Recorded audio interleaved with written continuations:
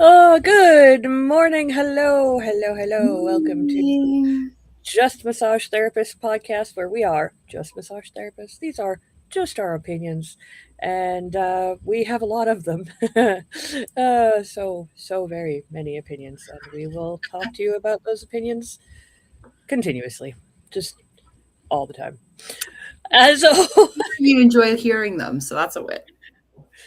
yeah, or maybe you hate hearing them and you come back just to hate us, and that's totally cool too. Uh, Let us no know press, bad press. though. So, if you are here with us in the morning and you're on either YouTube or Twitch, we can see you straight in our chat. If you are on Instagram, which we have 100% figured out, at least for now, I will go back and forth in case you want to make a chat or say anything in there, and we will respond. So, Cora, what is our topic today? Fear and holding patterns. Fear and holding patterns. This Mhm. is definitely more on your this is going to be a you heavy topic because I only know a little bit about the holding patterns with emotion. You're more versed in that stuff. So what uh what do you mean by fear and holding patterns? Well, essentially, when with pain, there becomes fear, right? With pain, there's always an element of fear associated with that pain, whether it is with fear of re-injury or just essentially that bad taste in your mouth that pain gives you. Either way, it's going to kind of trigger that nervous system, your sympathetic division, and that protective mechanism that the body has to not do it again, essentially. Um, so, with that, we tend to find positions that put the least amount of stress on structure, on the injury site. And that becomes our normal. That becomes safe for us. And now we're scared of moving out of that. So that kind of becomes a limitation that we learn to live with that we don't even recognize. Can you like give me an example for an injury and a possible holding pattern? Well, so for example, maybe I dislocated my shoulder. Okay. Okay. So it's going to be in a sling and it's going to be in that position until it's healed.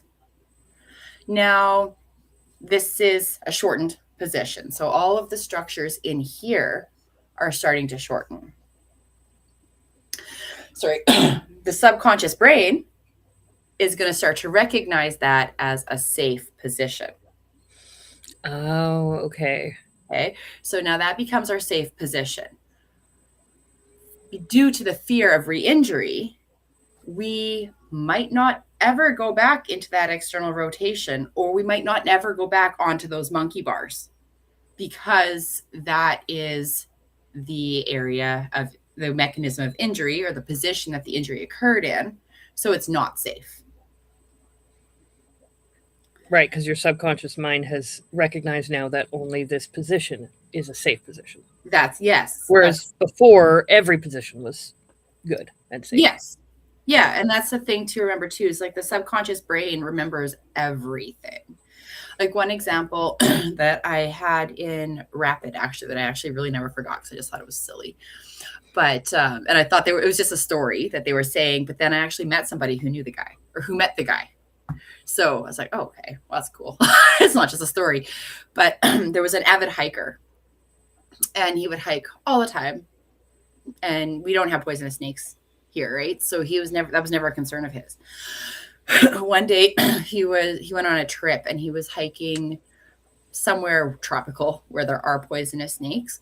He felt a sharp pain in his ankle. Well, his history says it's a branch. So it was just a branch. He didn't think about it.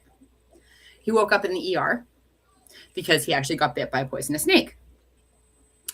So he recovered from that. He still hiked, but he went back to that area and he felt another sharp snap against his ankle. Well, he was going to die. He was dying. He was ready to and then he looked and it was actually just a branch this time. So that's just an example of how pain and our experiences, traumatic experiences very much go hand in hand. And how holding patterns associated with pain, discomfort, and the emotions also that come with that pain and discomfort. There's usually an element of anger, maybe sad, embarrassment, all depending on what happened, right? If there's an audience, then there's a lot of embarrassment there. Kind of wanted to like ostrich, put your head in the sand. And all of that is going to create another element of holding patterns. Some people, when they're embarrassed, are going to clench their jaw. Some people are going to just make their head low. Some people are going to, oh, nobody's going to know I'm embarrassed, and square their shoulders, make themselves, and it all just depends on how you deal with that.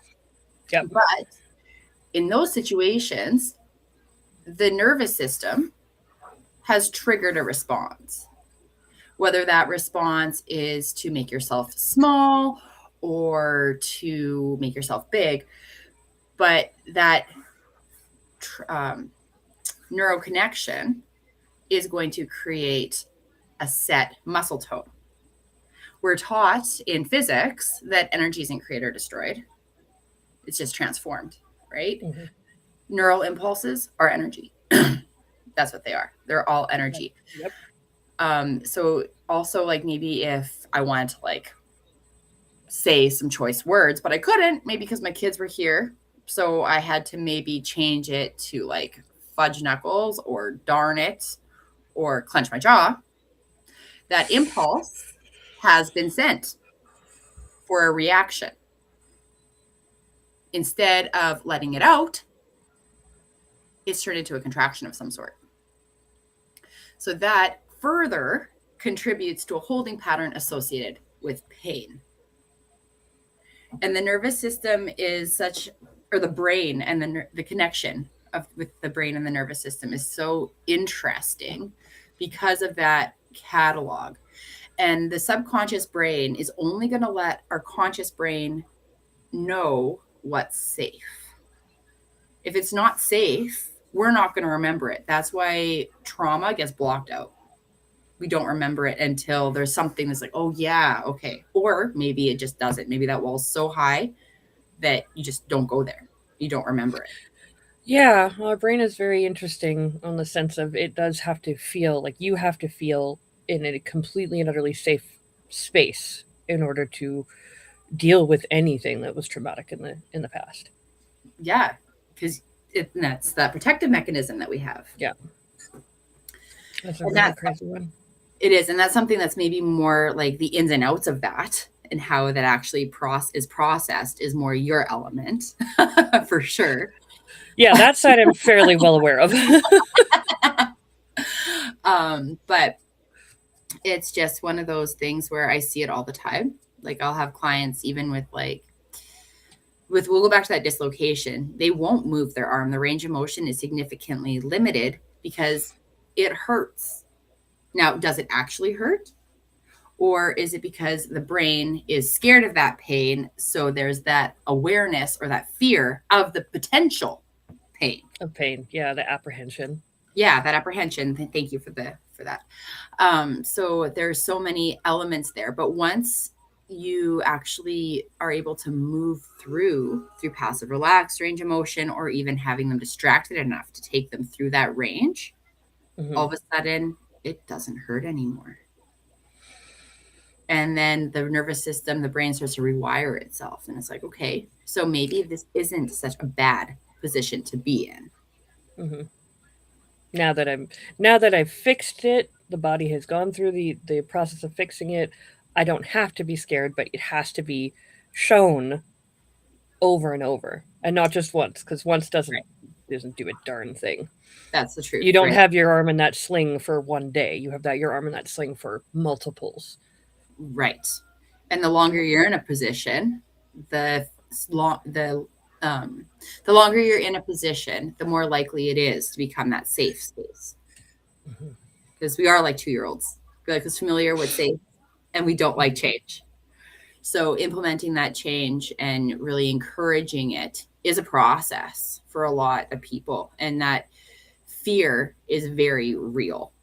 Like that fear of Yeah. re-injury, the fear of pain, and even the other emotions associated with that event, whatever it could be.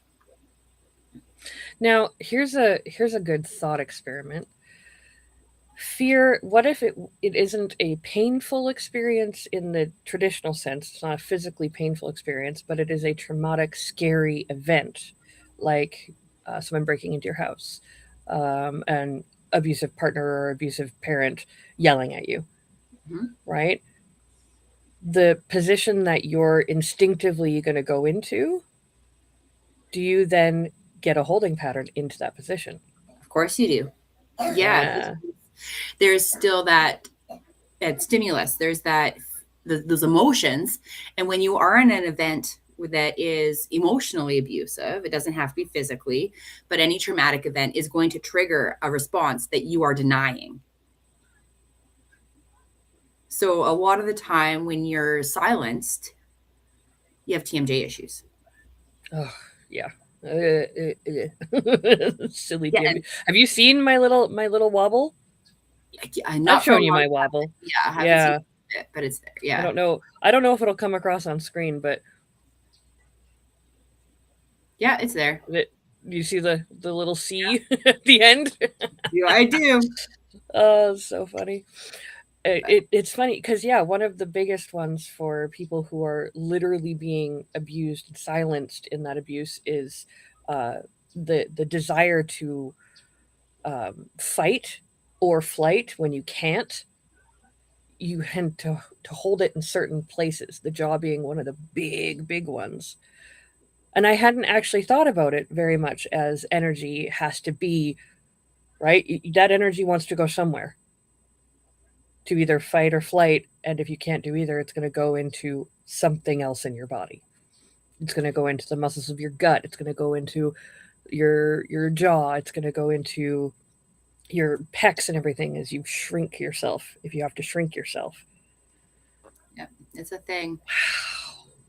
And like one thing I've noticed, like when I do have like when people are on my table and we are doing TMJ and they do go through emotional releases, one of the very first things I want to do is scream or say something. And it's usually words that they just haven't been able to say. But once they're able mm-hmm. to say it, then that brings power back. And that's a thing too. Like a lot of trauma is a loss of power. Yeah, And that loss of power psychologically makes us feel like we're not enough. We're not able to do a thing. It limits us because yeah. that We're power, literally just not. Our yeah, identity gets questioned. it does. And it's something simple like after even well, maybe not simple, but after that dislocation, maybe you can't pick up your grandkids anymore. Maybe because it's not that you actually can't, it's that your body, your brain is like, this is what I did before. This is the position. I don't want to. I'm scared to do it. Mm-hmm. So that does limit. And then all of a sudden you're questioning your abilities in life as your roles that you have in life as a It parent, can as spiral. it does. And then Mm-hmm. it just starts with that injury. And then it just circles and it just goes deeper and deeper and deeper until it's like actually embedded into your subconscious brain that you can't do these things.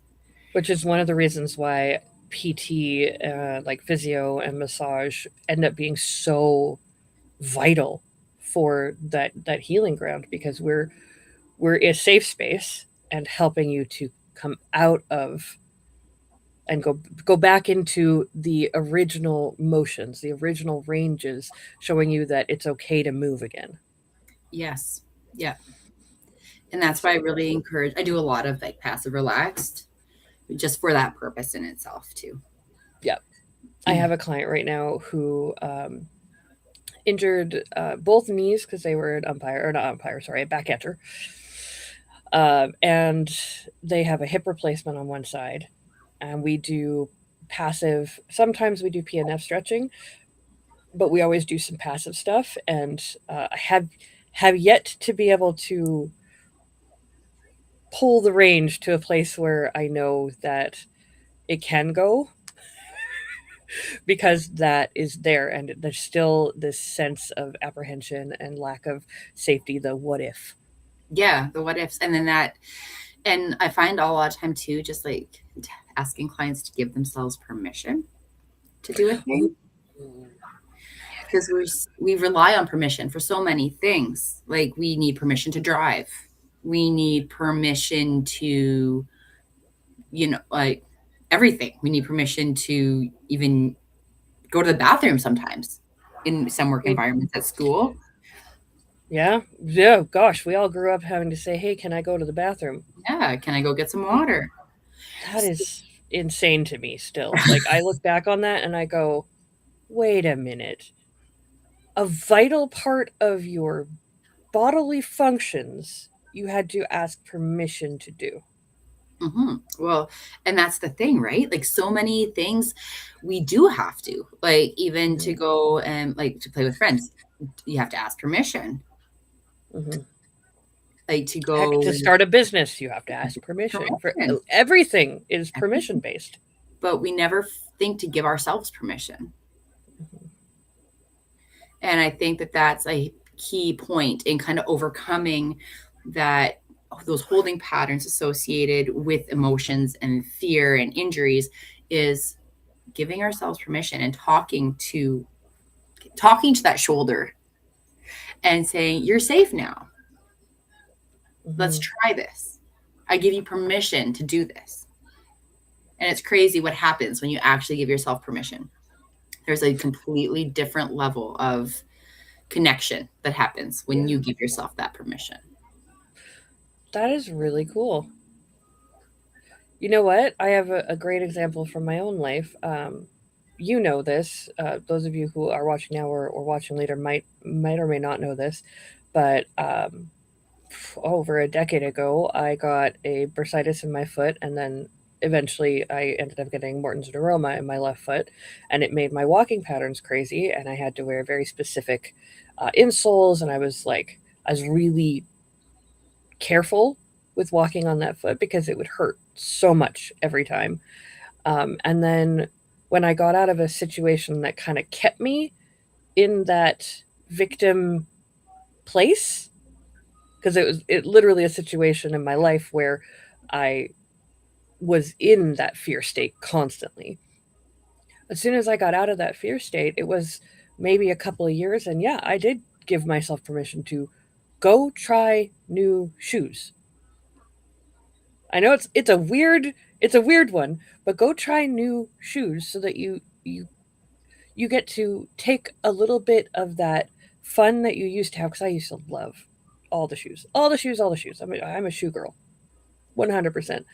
And I couldn't for many years, and I kept myself trapped in there, and I got trapped in this pattern of fear, not just of my foot, but other things. But the foot was kind of a big one for me. And now, literally, I found like, I don't know, 15 different types of shoes that I can wear that are fine and don't hurt. And I still have the problem and everything. And yeah, every once in a while, I'll actually do something that pings it. But it is that permission. It was for me that permission to go and try new things that might not hurt me. It's crazy how that works, hey? Yeah, yeah. And now I have a bunch of really cute shoes again. And I find that really interesting because feet are foundation. Yeah. So I find that really interesting that it was your foot when you were in that fight or flight state, that constant fight or flight state with a very rocky Every day. foundation you weren't maintaining, or that you weren't setting the foundation. And then all of a sudden you got that ability to set your foundation. And I love that it started with your feet. I do too. It's actually kind of cool. Now that you're talking about it, I'm thinking about my whole body's holding patterns and how they've changed over these past 5 years. Because it is really only as of these past 5 years that things have started to get better, right? And it was a lot to do with living in a constant fear state, in a constant triggered state, basically, Mhm. right? And then from there, not only has the physical holding patterns start to go, but the mental holding patterns are starting to go too. And it's not an Also easy. makes me think. Sorry, go ahead. Oh, sorry. Also makes you think what? No, no, no, no. I want. I. Mine's in my head. Go ahead. Okay, I don't remember.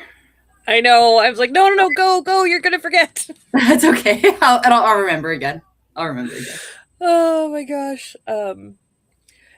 This whole conversation makes me think of the difference between a muscle guarding type of muscle spasm, the one that happens the moment of injury and holds something somewhere so that it can heal, versus the intrinsic muscle spasms that are quite literally creating the holding pattern. Mm. Right? I think of the shoulder ones, right?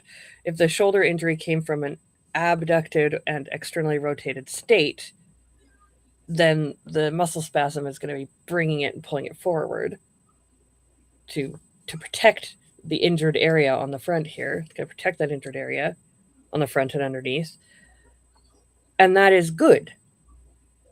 For sure. That is a good thing for a very short period of time until the healing has actually begun and started its work.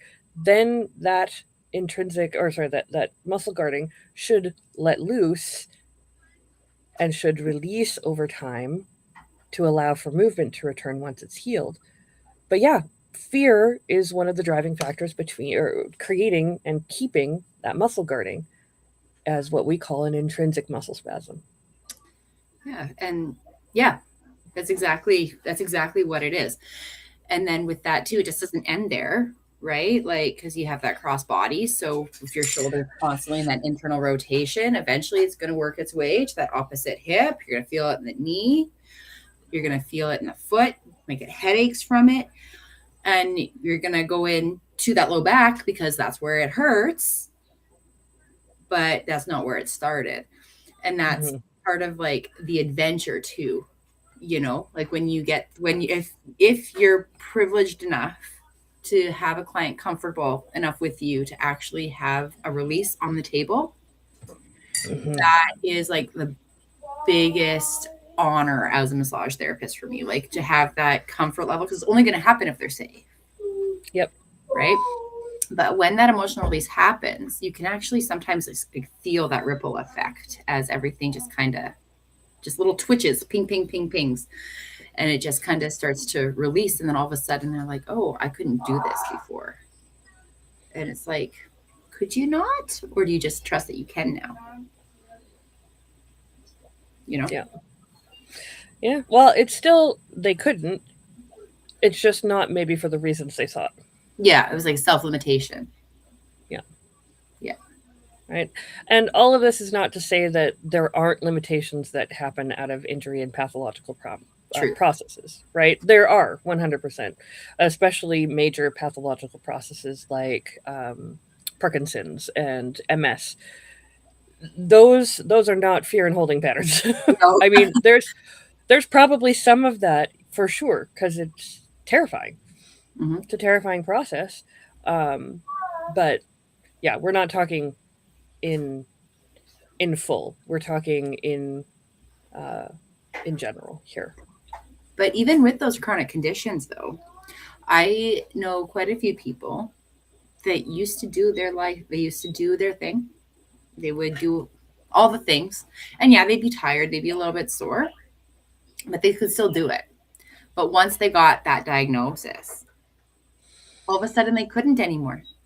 Mm, I can't go walk to the end of my driveway because I have X, Y, and Z. yeah, you got to So be careful with that for sure. yeah, so there's a lot of and that's fear based again, right? That's that fear based on knowing that you have something. Like Yeah. there was a statistic that I read where I think it was, oh, I don't remember the exact numbers, but I think it was like 40% of people in their 30s have herniated discs, and they're not aware of them because they're asymptomatic until an x-ray comes through and like, oh, you have a herniated disc, and then all of a sudden their back hurts when it didn't before. And that could be a psychological element, it could be an awareness thing, it could be all the above, right? But I'm assuming it's all the above. Yeah, for sure it would be. But like, I just found that very interesting that you can live with something and not know you have it until you do know you have it. And then it limits you when it didn't before. Yeah. So that's where like diagnosis are a bittersweet thing, I think. Like, it's nice to know what you're dealing with. But then there's also that psychological aspect of that diagnosis associated with the fear that all of a sudden you can't do the things because of this. And whether it's fear of making it worse or fear of the pain, I don't know. It's just a really interesting concept to me. Yeah. It is a really interesting concept. I'd love to do a little bit more research on it. I really would. Because, for those of you who are unaware of how reactions happen in the nervous system, we have so many processes that go on in our brain, but every single process that goes on has some sort of an outcome, some sort of an effector. Right? I'll give you an example. I had a lady on my table. She came in. She was like, I've just had a really stressful week. I've had a lot of things going on. I don't want to talk. I just want to relax through the whole treatment. I'm like, perfect. I will relax. You will relax. It'll be really delightful. And for the first 10 minutes, I could see in her face her having an argument with someone. You know that visual, right? It was all up here, but it still has to go somewhere. Just because it's in your mind, there's going to be some sort of a response. And that response for that particular client, you could see the eyebrows furrow, you could see the eyes darting, you could see the nose doing mini flares, you could see little twitches around her mouth, and it's an unmistakable visual. Absolutely an unmistakable visual. And in the moment, because all of that is going on up in here, but there's always an effector, always something, whether it's a hormone that's getting released throughout your body from a gland, or maybe it's tear ducts and your tears coming out, or sweating, or oil production. There's going to be muscular contractions. There's going to be some sort of response. For her, what I ended up having to do was go, I actually had to say something really, really quickly and just be like, okay, now I need you to take a really good deep breath in and let yourself relax. That permission. It was a permission thing, and it was really fantastic. After the treatment, when she was up at the front, it was just me and her talking, and I was like, were you arguing with someone in those first 10 minutes? She's like, how did you know? And I'm like, okay. Yeah. So for anybody who does this, because I do this, I will start having arguments, right? You do actually need to give yourself permission in that moment, because that's another one. It's so funny, right? Because the argument that you're having is a fear. That's another fear-based one of not being prepared, or you're fearing that you handled the situation wrong. So you're trying to rectify it inside of your own mind. So when you're doing that, right, you need to give yourself permission to stop. You need to be able to say, this isn't real, and start asking yourself, what is this accomplishing? Yeah. It works for me. I'm not saying it's going to work for everybody, but that one works for me. For me, I have to ask myself, is this going to matter tomorrow? Mm-hmm. Or I get to ask myself, like, am I going to worry about this tomorrow? Is this going to matter in a week? And then that's kind of how I'm able to kind of bring myself out of that. Because like, I'll relive conversations all day. Like, I'm I'm very prone to that. So I think that's we like, all are, honestly, in a sense. I think we all do that. Really. Yeah. Have you ever found yourself in the shower literally arguing out loud? yeah, it's a thing. Yeah. Yeah. It has to go, that energy has to go somewhere, and the best place that you can redirect that energy is to yourself. Hmm. Going, how is this going to be, like, how is this actually going to be affecting me? And once you get those answers, you can find that the energy starts to slow down and go back to more relaxing processes, because if it's not in the fight or flight, it's in the rest or digest. Yep. There is no middle ground there. It's one or the other, right? And it's always transitioning between the two, but you can help it to transition more into rest and digest. Well, actually, a good, I learned a thing for a vagus nerve resetting. Ooh. And I've actually been using it a lot. And it took me a long time to actually be able to do it. I didn't realize how sympathetically charged it actually was. But if you take your thumb just underneath your chin, just behind your mandible, and you kind of push up, you close your mouth, but open your teeth, but separate your teeth, and try to hum low. See, if you can't, that means you're sympathetically charged. So try to hum low and then try to hum high. And then once you can actually do that, then your vagus nerve will be, when it's not hard to do it. Like right now, I'm That felt really good. like I can't hum low right now. I can't. Like, it's not a thing for me right now. It was this. I could this morning. I could earlier in the day, but I couldn't. And I noticed that's a thing. Whenever I'm starting to feel myself being like, I've been kind of checking in with that, and it feels, and it's crazy how it actually works. I love it. I'm going to do that because it sounds fun. And actually, it felt really nice. It does It feel felt nice. really nice. But when you actually be able to, when you finally get that, you're actually able to hum. Like don't be, if you can't hum, just keep going until you can. That's the thing. Go high, low, high, low, high, low. You can go neutral a little bit, and then go high, low, high, low. And then that will help to, once you can do it, then your sympathetic chart, then your parasympathetic is firing. It's really cool. I usually tell people to eat or cry or uh, drink something that has a little bit of a taste to it to kickstart the parasympathetic, the rest and digest side of things. Because as soon as you do one, the other ones cascade through. As long as they're not interrupted by fight or flight, because fight or flight will 100% interrupt. Always, yeah. Right. And it doesn't have to be like, when I say eat, it doesn't have to be a lot. It just eat something and allow yourself to relax. Like eat a carrot. I love carrots because they take a while to eat and they're satisfying. Like that crunch is really satisfying.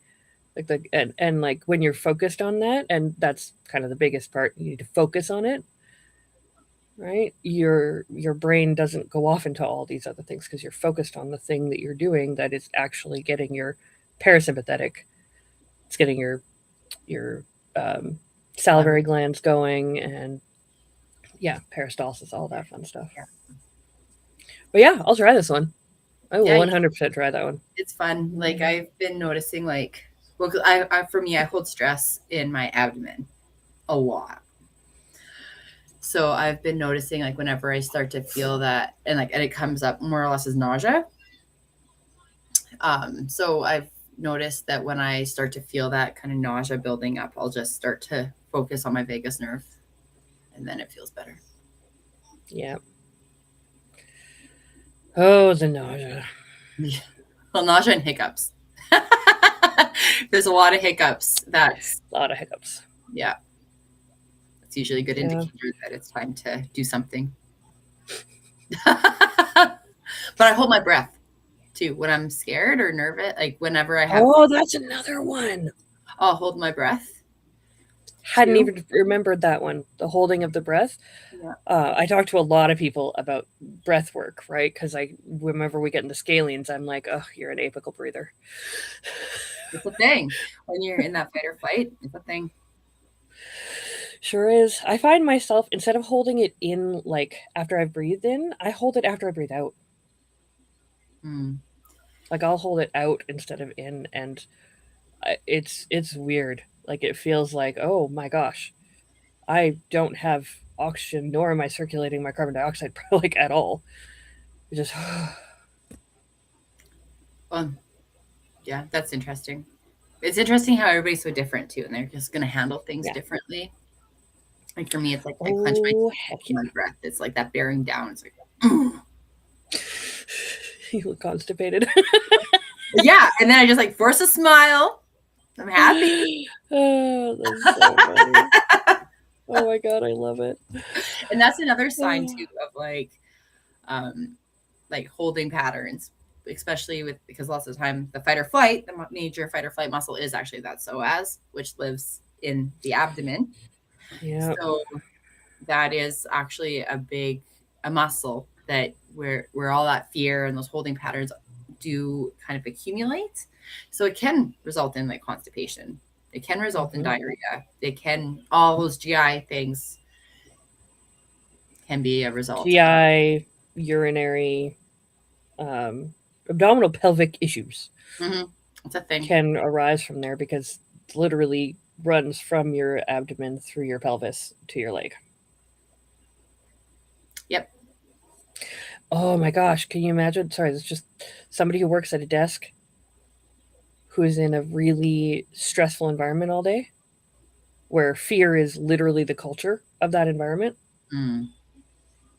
Could you I often wonder ugh. if like people who all of a sudden develop Crohn's, like who they didn't have it Mm. before, and then all of a sudden they have it now. I often wonder if that is because of that like that fear, that fight or flight response being silenced. Like I wonder about it all the time.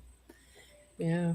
Like I actually had a client who very stressful. She like a very stressful environment, and she actually passed out after urination because and then she looked into it and the doctors all told her that it's not uncommon because if you're really stressed out, your bladder is full, you empty it, you get that rapid blood pressure drop, which could result in fainting.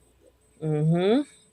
So one of the things I have to warn my clients about is we're going to drop your blood pressure because we're relaxing you. So don't just jump off the table at the end. You Mhm. might faint. You might faint. So Yeah, I found that really interesting that is that really interesting. as you get older, like I guess is more common in like 55 plus, but it is not a thing that the doctors were concerned about. They're like, yeah, that happens. And so then, How is that not concerning? well, they said it's uncommon. It's not uncommon. So they did the testing to make sure that everything was fine, Oh, okay. As long as they but did they testing weren't. and like, Oh yeah, they did, but they weren't like, oh my gosh, you fainted. They were like, yeah, that happens. yeah, rapid blood pressure dropping, not a good thing. Not a good thing. Not a good thing. No. And every time you urinate, you are literally triggering your rest and digest, which will drop your blood pressure. Well, and the fact that the kidneys regulate it too. So if you have to go really bad and you get that kidney pain, all of a sudden that relief is there. So the kidneys are able to be like, okay, We're fine now. yeah, we're good now. Oh, cough, cough. Yeah. I heard little mini coughs. Yeah. The melt is, it's nice, but not necessarily nice for me. Oh, not nice for allergies. No, Well, this was a fun one. I like this one. We should do more like this. I agree. Because I think all of them, all of the other ones, all of the other emotional holding patterns are going to end up coming back to fear. For sure. Like that's a lot of it. Because when you don't speak your truth, it's because you're scared of judgment or you're scared of retaliation. Same When, with if you don't move into a position that once hurt you, yeah, you're afraid of that pain, yeah, which is exactly just that. another type of retaliation. And then fear or sadness, like being sad is usually also I feel like a lot of our core emotions are related to fear because sad is what you may be losing, what you may lose, what you may have lost already, and what's happening next. That uncertainty. Mm-hmm. Which definitely part of fear. Definitely Uncertainty and fear go hand in hand. And then anger also, I feel, is rooted in fear because it's maybe a fear of losing control. I know for me, when I get angry, it's usually a fear of losing control. I feel like I've lost control and I have to regain it somehow. Yeah. And here's the thing, each one of them is really, really good. We need them. We need fear. We need anger. We need sadness. We need all these things. Yep. But just like when we injure ourselves, we also need to go back into those positions after it's healed. Yeah. Instead of staying stuck in that fear and holding pattern. Yeah. That's a big thing of like self-work, like working on yourself is going there sometimes, even if it is scary, just kind of going there, sitting with it, processing it, and then letting it go. Which is way easier said than done. I just said oh my God. Everybody does it, but no, it's a process. It is a process. Sometimes you have to do it over and over and over and over again. Well, because like Shrek says, well, we're not ogres, but we're like onions. There's layers. I don't know. I'm kind of an ogre. I'd like to be. If I'm a Fiona ogre, I can go with it for sure. Yeah. Even if I was a Shrek ogre, I'd be happy. Yeah, Shrek is good. As long as we're ogres in that universe. Yes, truth. With the donkey. We do need to have donkey. And puss. We need to have puss in boots. Yeah. I mean, who is Shrek without donkey and puss? He's just an ogre. Yeah. It's just Shrek 1, and Shrek 1 was amazing, but Shrek 2, come on. So funny. Took the cake. The best one. Well, I gotta get to work, so we're gonna close this up. Yeah. Cool. Thanks for joining. Thanks for hanging out with us. Thanks for watching this later if you're watching this later. We love you. And we'll see you in the next podcast episode.